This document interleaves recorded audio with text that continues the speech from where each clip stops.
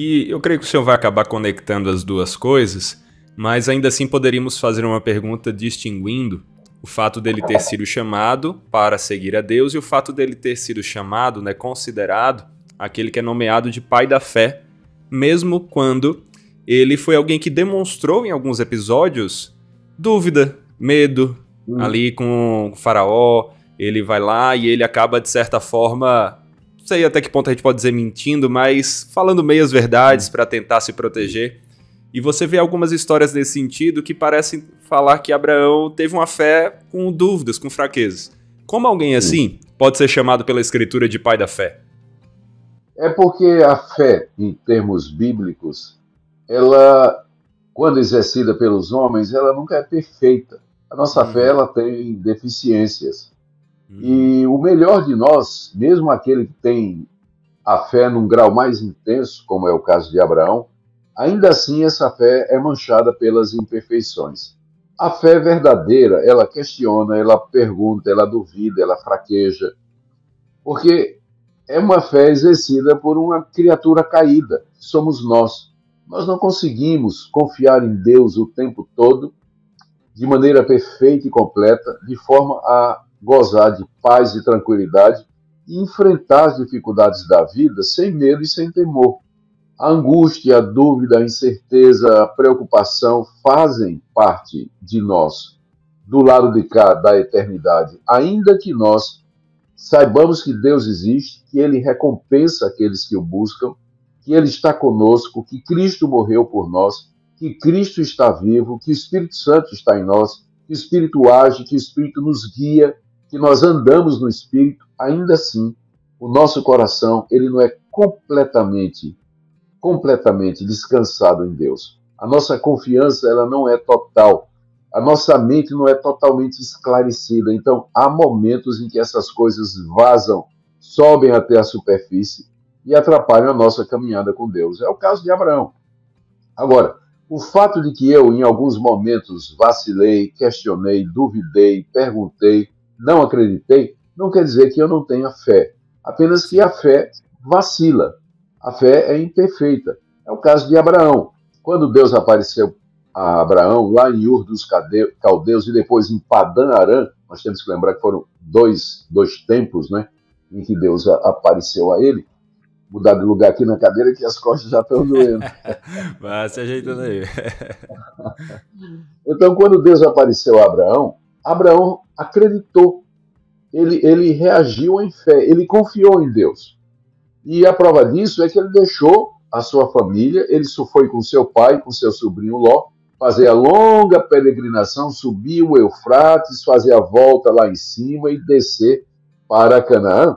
Deu uma parada lá em Padã Arã, onde deixou uma parte da família dele, lá morreu o pai dele, Tera, e depois é aí que Deus aparece a ele para dizer realmente, olha, você vai, larga tudo, vai embora, e é o capítulo 12, né, e você vai receber a recompensa que eu tenho para você.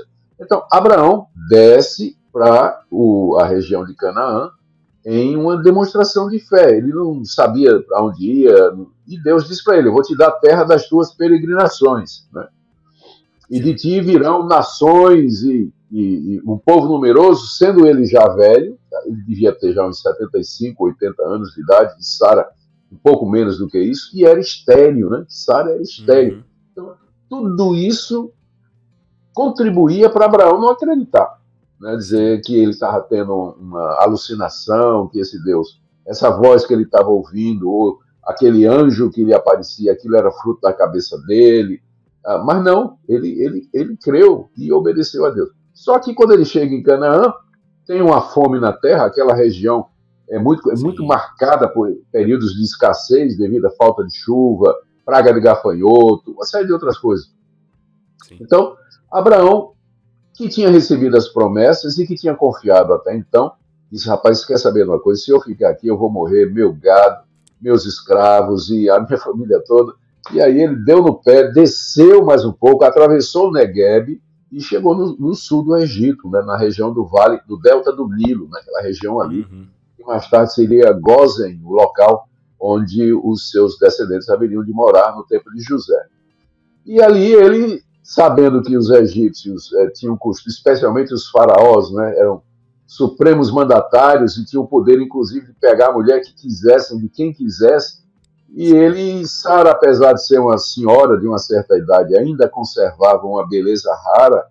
Então ele resolveu dizer isso que você já referiu, né? Uma meia-verdade. De fato, ela era meia-irmã dele. Era meia-irmã. Ele não diz toda a verdade, né? Que ela era também a esposa.